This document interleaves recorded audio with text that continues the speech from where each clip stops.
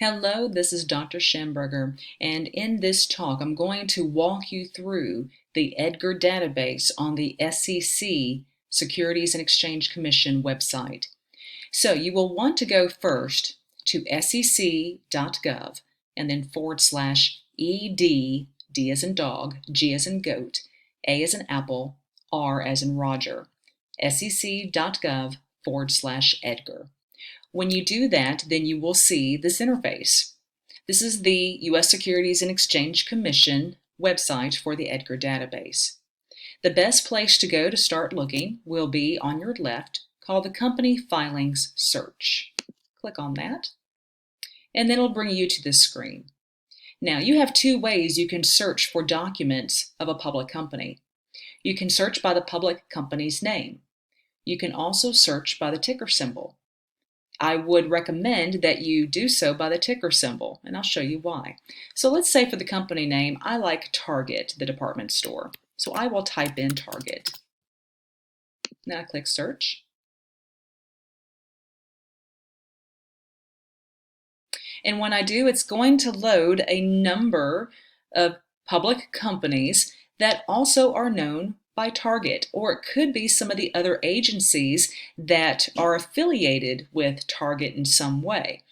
So there are a number of these, and you can scroll all the way, and if you're like, wow, I don't really know which one it could be, that's why the ticker symbol is really important, because that will mean you are accessing the right public company. So I'm going to back out.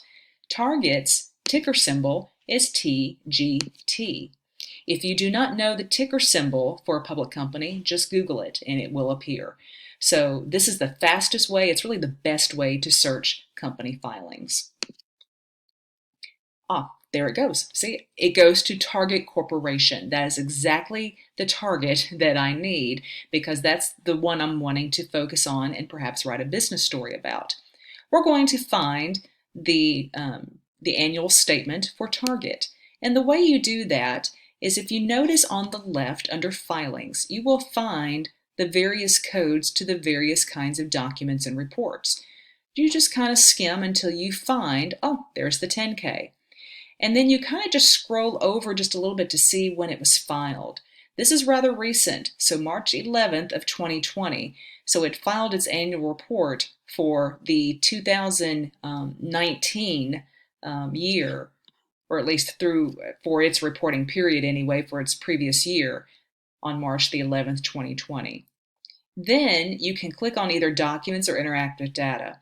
I would recommend Documents, because that way you can really pick the document you want. Interactive Data doesn't always work that well. So I'm going to click on Documents. And when you do, again, you'll see a number of different pieces that are associated with the 10K. The first one generally is going to give you the full 10K report if that's what you want. If you know for certain a certain exhibit that you're wanting or a certain image, then you can click on that. For the purposes of this exercise, we'll just click on the 10K. So you go over to the document and you click on the particular hyperlink. It's going to load the 10K. This is the 10K for Target Corporation. Every financial report submitted to the U.S. Securities and Exchange Commission and the EDGAR database will include something that looks like this. It's going to have the company's logo. It's going to indicate what kind of report it is. It's going to indicate its state of incorporation. So this is just basic information that will appear. The phone number for the person responsible for making these reports, and just other formalities that it goes through. You just kind of scroll down till you reach the table of contents. The table of contents is really important because this will give you a quick access to the reports you're looking for. I should caution you that every public company will term these a little differently. Basically, you're going to look for something that indicates financial statements and supplementary data. So I'm going to click on that. And then when I do, it's also going to, again, have various links to the various kinds of information that I'm wanting. So in this case, let's look up here at the top. Now again, public companies are going to term these reports differently. So for instance, when we're talking about consolidated statements of operations, that is really the income statement. when we're talking about consolidated statements of financial position, that's going to be the balance sheet. And then you'll see the consolidated statements of cash flow. That's the cash flow statement. So I'm going to click on the statement of operation or the income statement.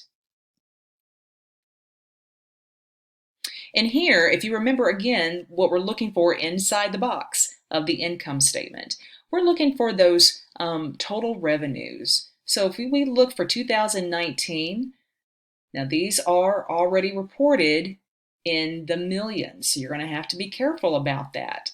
So if we're looking at here 78,112, we're really talking about 78 billion, not million. So rather up here where it says other revenue, this would be 982 million. But with total revenue, right here with that comma, this is already in the billions. So information is going to be reported in the millions unless stated otherwise. So in 2019, we've noticed that Target Corporation had a healthy year in terms of total revenue. Look at 2018's numbers and then 2017. You'll also see the cost of sales. So 54 billion as compared with 53 billion in 2018 and then 51 billion in 2017. So for some reason, its cost of sales increased each year.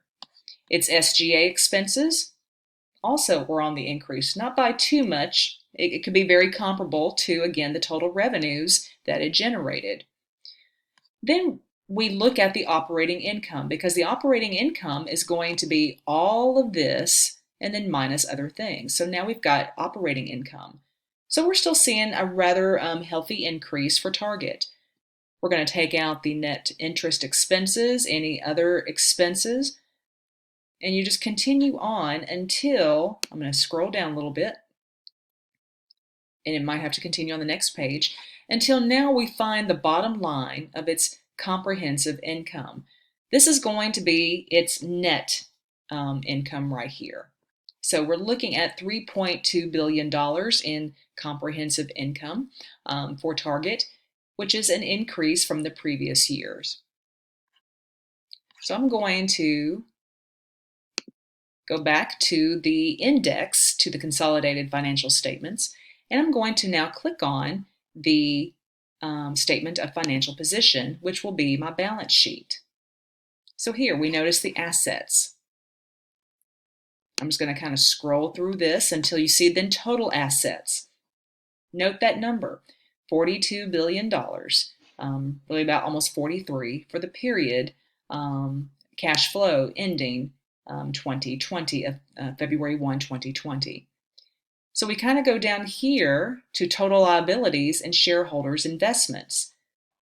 Do they match what we saw for total assets? And it does, because remember, it's got a balance. So 42.7 billion for the assets, 42.7 billion for liabilities and shareholders' investments.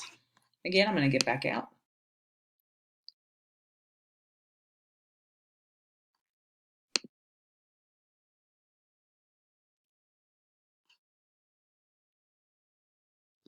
And sometimes the system will lock up on you. There we go. I might have to get back into it, which is fine, because we are using quite a bit of information here. I'm going to go back to financial statements and supplementary data. Now let's look at the cash flow statement. So here we're noticing, if you can look at all of those line by line, because it is kind of neat to see what it might be spending in its debt. You know, really, is it paying down debt? So if you're seeing the number decrease, that's a good sign that Target is trying to take some of the cash and attack the debt. And then if you want to scroll down, so that way you can see the cash and cash equivalents at the end of the period for 2019, $2.5 billion. Pretty substantial increase from the previous year of $1.5 billion. Of course, that was a drop from the previous year in 2017. Why the drop? And then why now the increase? That could be a possible business story to examine. And if I wanted to then go to investing.businessweek.com, I could probably find out some information. But there's also information very rich in this report too. I'm going to go back, and if you notice in the table of contents some other things that can be examined. Let me get back to the actual table of contents rather than the index of financial data. So if we go to the table of contents, we can look for a management's discussion and analysis of the financial condition and results of operations. We could probably find some information there if you clicked on that. We could also look into the legal proceedings. Maybe there's some things there that can be worthy to help explain some of the trends that we're seeing in the financial data. But all of this information is available for you and anybody in the public to use to find out more information about a public company.